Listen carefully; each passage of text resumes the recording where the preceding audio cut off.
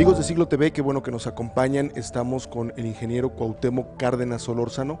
Él fue en 3 ocasiones candidato a la presidencia de la República, fundador del Partido de la Revolución Democrática y actualmente preside de forma honorífica la Fundación para la Democracia. Ingeniero, muchas gracias por la entrevista.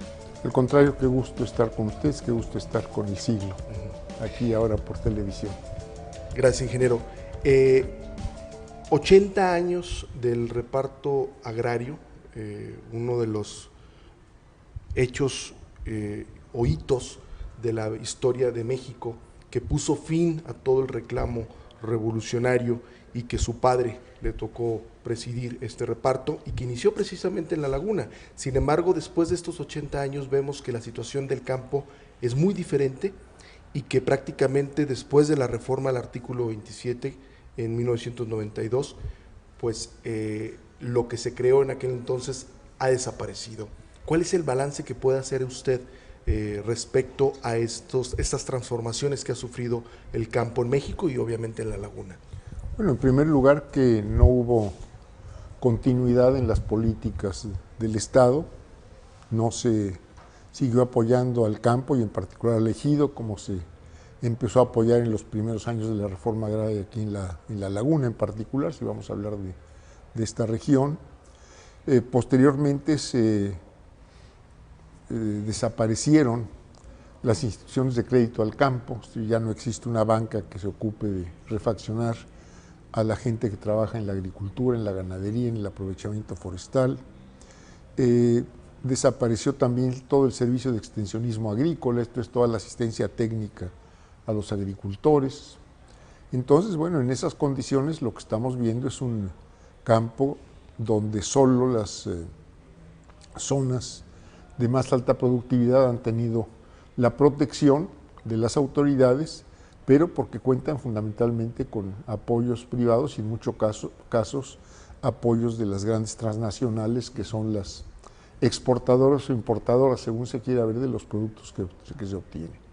Por otro lado, hemos visto en los últimos años una intensísima migración de mexicanos hacia el norte, alrededor de 500,000 los últimos 15 o 20 años anualmente. Hoy quizá por las restricciones para el paso de la frontera y por la baja, el desaliento de la economía norteamericana, quizá estén pasando 300 o 350,000, pero hemos llegado a tener años como 2008, 2009, en que cruzaron la frontera más de 600,000 mexicanos.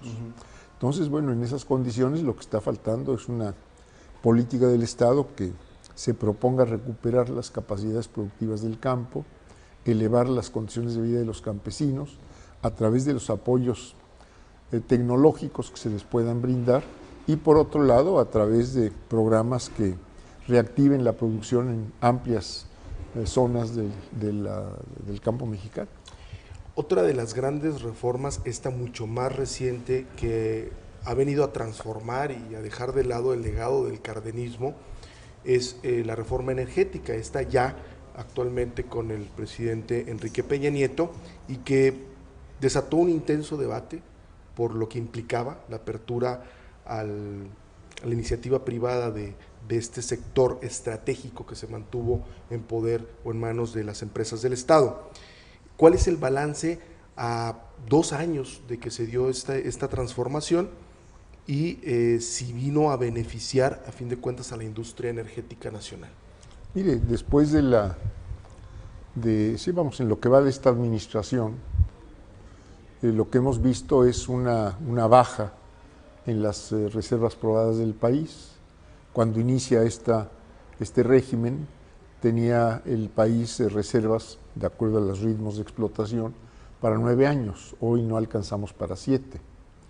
Y revertir esa situación va a tomar bastante tiempo, 5, 6, 8 años. Sí se hace una política de efectivamente buscar reservas necesarias para abastecer tanto las demandas internas como las demandas de la exportación que tiene el país. Hemos visto cómo simplemente del año pasado a este año la inversión pública en petróleos mexicanos se redujo en un 33%, de 300 y tantos mil millones de pesos a 200 y tantos mil.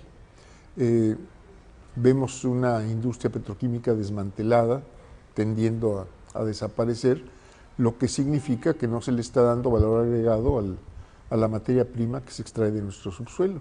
Y la apertura, esta apertura indiscriminada potencialmente de nuestro subsuelo a quien quiera aprovechar nuestros recursos, pues simplemente lo que podemos augurar es un agotamiento prematuro de los recursos, desabasto de acuerdo a nuestras necesidades, escasez, en fin, esto es lo que podemos decir que está sucediendo a raíz de la llamada reforma energética. Uno de los balances también ya en lo político que tiene este sexenio de Enrique Peña Nieto es el de la pérdida de credibilidad y, digamos, confianza en la institución presidencial. Con la experiencia que usted tiene en política, conoció los tiempos del partido de Estado, en donde la figura del presidente era prácticamente omnipotente, y ahora vemos que se nota una figura más desdibujada y asediada por una serie de problemas, errores y demás. ¿Cuál es su balance en este sentido respecto a lo que ha ocurrido con la institución presidencial en este sexenio? Bueno, yo quiero pensar que si hay descrédito de la institución presidencial, se debe a que los problemas, en vez de resolverse, se agudizan. Hay más inseguridad en la vida de todos los días, no se combate la corrupción. El propio presidente dice que es un mal general donde no hay quien pueda tirar la primera piedra. Es por cultura casi. Pues con lo cual muchos no estamos de acuerdo, desde luego. Tenemos un crecimiento económico casi nulo, o en todo caso totalmente insuficiente para las necesidades de desarrollo del país. Educación que se deteriora, salud que se deteriora. En fin, esto es lo que estamos viviendo, y bueno, en esas condiciones pues no puede haber acreditación o reconocimiento a una gestión pública. Ahora, en el plano también político, el papel que juega la izquierda, usted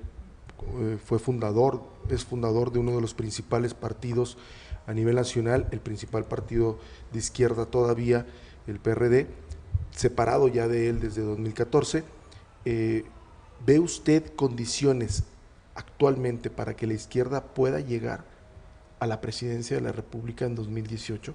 Mire, hay muchas izquierdas, vamos a ver qué proponen los distintos grupos que se autodenominan de izquierda, vamos a ver a qué candidatos presentan y vamos a ver qué propuestas pueden hacer. Pero actualmente hay dos grandes partidos, ¿no? Por una parte Morena, de Andrés Manuel López Obrador, y por otra parte el PRD, ¿no? Que serían los que mostrarían una candidatura, digamos, más viable. Sin embargo, vemos que la izquierda le ha costado mucho trabajo como presentar esa unidad que a fin de cuentas los lleve a la conquista del poder, ¿no? Bueno, pues seguramente porque tanto un partido como el otro tienen planteamientos diferentes, y si no hay coincidencias, pues es difícil tener un acuerdo electoral. Por último, uno de los grandes temas pendientes y se extraña en las reformas que se han impulsado en México es el de la reforma del Estado, que durante mucho tiempo se habló y que se terminó postergando.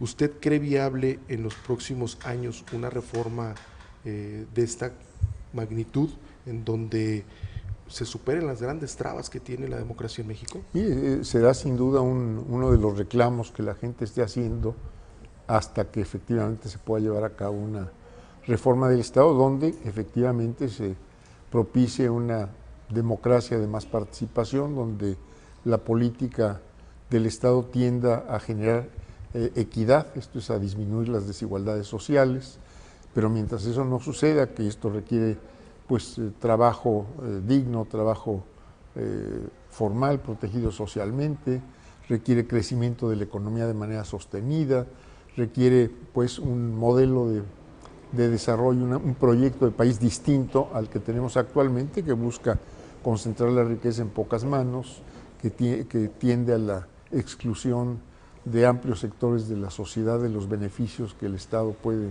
generar, etcétera. Entonces, pues lo que se requiere son grandes cambios. Ingeniero, muchísimas gracias por el espacio y mucha suerte. Gracias y gracias al Siglo. Amigos de Siglo TV, muchísimas gracias por su atención. Nos vemos a la próxima.